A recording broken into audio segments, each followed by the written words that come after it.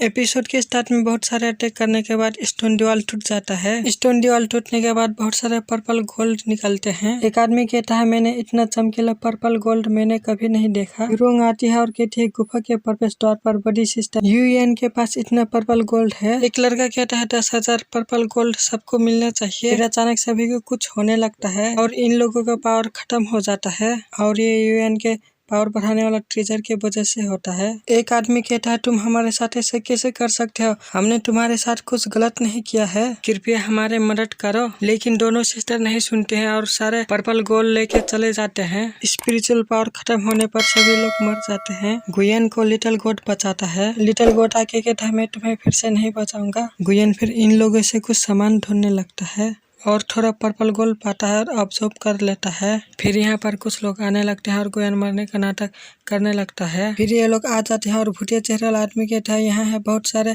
Purple gold. गुयन से कहता है बच्चे मरने का नाटक बंद करो। एक आदमी कहता है इस बच्चे के साथ कुछ गलत हुआ है और गुयन को उठा के कहता है मुझे बताओ यहाँ क्या हुआ है। गुयन कहता है मैं कहूँ या ना कहूँ तुम मुझसे दूर नहीं रहोगे है ना। फिर भूतिया चेहरा वाला आदमी गुयन को छोड़ देने के लिए कहता है अगर तुम यहाँ क्या हुआ बताओगे तो मैं तुम्हें सुरक्षित रखूंगा। गुयन कहता है तुम कौन हो, मैं तुम पर कैसे भरोसा करूं। भूतिया चेहरा वाला आदमी हंसने लगता है और कहता है बरसों से खामोश लगता है, बहुत सारे लोग अब मुझे नहीं जानते लेकिन तुम्हें जानना है, मैं हूँ पर्पल गोल्ड खजाने का मालिक। ये सुनकर गुयन शौक हो जाता है। फिर भूतिया चेहरा वाला आदमी एक पर्पल गोल्ड का टुकड़ा गुयन को देता है और ये टुकड़ा का पावर गुयन ऑब्जर्व कर लेता है। फिर एक आदमी कहता है ये टुकड़ा पर्पल गोल्ड के 1000 टुकड़ों के बराबर है, इसके लिए गुयन धन्यवाद करता है। गुयन फिर इन लोगों को एक जगह पर ले जाता है और यहाँ पर बहुत सारे पर्पल गोल्ड होते हैं। फिर ये आदमी चौंकते हुए कहता है इतने सारे पर्पल गोल्ड है यहाँ। गुयन फिर एक टुकड़ा उठा के ऑब्जर्व करते हैं तो बहुत पावर बढ़ता है और ये भूतिया चेहरा वाला आदमी अपने लोग को उन दो सिस्टर को खोजने के लिए भेज देता है। गुयन कहता है क्या मैं अब जा सकता हूँ। भूतिया चेहरा वाला आदमी कहता है इतना जल्दी क्या है, तुम यहाँ पर नए हैं, चलो बाहरी दुनिया के बारे में बात करते हैं। क्या तुमने कभी मैंग्यू जेंग के बारे में सुना है। गुयन कहता है मैंने नहीं सुना है। तभी कुछ अचानक होने लगता है और गुयन के सामने एक पोर्टल ओपन होता है। भूतिया चेहरा वाला आदमी डर के मारे पत्थर के पीछे छुपा होता है और कहता है ऐसा लगता है कि वास्तव में निकलने वाला जानवर का जीवन का द्वार है। फिर भूतिया चेहरे वाले आदमी का लोग उन दो सिस्टर को पकड़ के ले आते हैं और ये दोनों सिस्टर कहते हैं पर्पल गोल्ड के मालिक। भूतिया चेहरा वाला आदमी कहता है तुम दोनों लकी हो,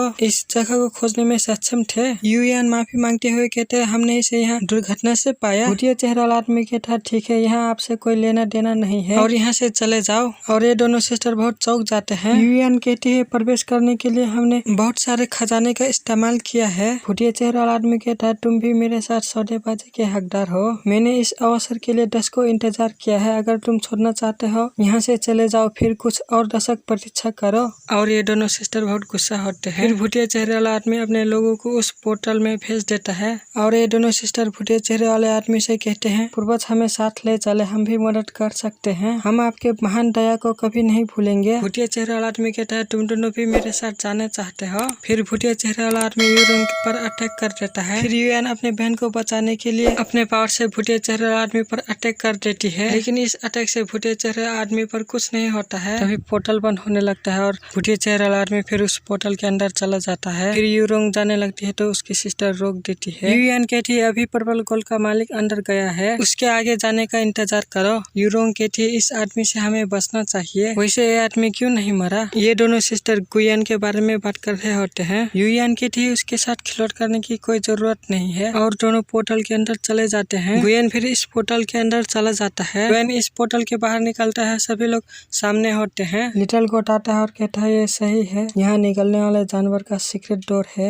और गुयन से कहता है तुम बहुत लकी हो। यूएन कहती है चलो यहाँ से एक साथ निकलते हैं और भूतिया चेहरा वाला आदमी गुयन को बुलाता है। गुयन कहता है हम फिर निकलने वाले जानवर के जीवन द्वार को खोजने के लिए अलग अलग जाएंगे, गेट पास में होना चाहिए। भूतिया चेहरा वाला आदमी कहता है जैसे कि तुमने कहा हर कोई ढूंढ रहा है, हम एक साथ बाहर जाएंगे। लिटिल गोड आता है और कहता है मुझे उम्मीद नहीं थी कि तुम इतने चतुर होगे। गुयन लिटिल गोड से कहता है तुम जानते हो कि निकलने का रास्ता कहाँ है। लिटिल गोड कहते हैं वास्तव में अभी मैंने निकलने वाले जानवर का जीवन द्वार को रिफाइन किया है। अब मैं आपके लिए कभी भी निकलने का रास्ता खोल सकता हूँ। और निकलने का रास्ता पोर्टल ओपन कर देता है। गुयन फिर अपने उड़ने वाला तलवार निकालता है और यहाँ से जाने लगता है और भूतिया चेहरा वाला आदमी फिर यहाँ से जाने लगता है। गुयन पोर्टल को देखते हुए कहती है, ये तो मछली और मुर्गा है। भूतिया चेहरा वाला आदमी गुयन को देखने के लिए पहले भेजता है। गुयन फिर उस पोर्टल के अंदर चला जाता है और कहता है, ये साधारण समुद्र ताल है और अब मैं वापस जा सकता हूँ और ऊपर जाने लगता है। ये देखकर भूतिया चेहरा वाला आदमी फिर उस पोर्टल के अंदर चला जाता है। ये लोग समुद्र के अंदर आते हैं तो इन सभी लोगों के बॉडी में से पर्पल गोल्ड का पावर निकलने लगता है। गुयन लिटिल गोड से कहता है, क्या हो रहा है? लिटिल गोड कहता है, निकलने वाले जानवर की पर्पल गोल्ड की पावर पर्चिन डिवाइन पावर के बराबर है। शायद तुमने असली फ्यूजन नहीं किया है।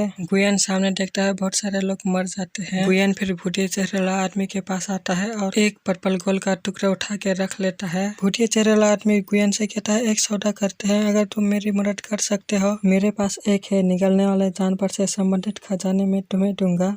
इतने में ही आज का एपिसोड खत्म हो जाता है। फिर मिलेंगे नेक्स्ट एपिसोड में।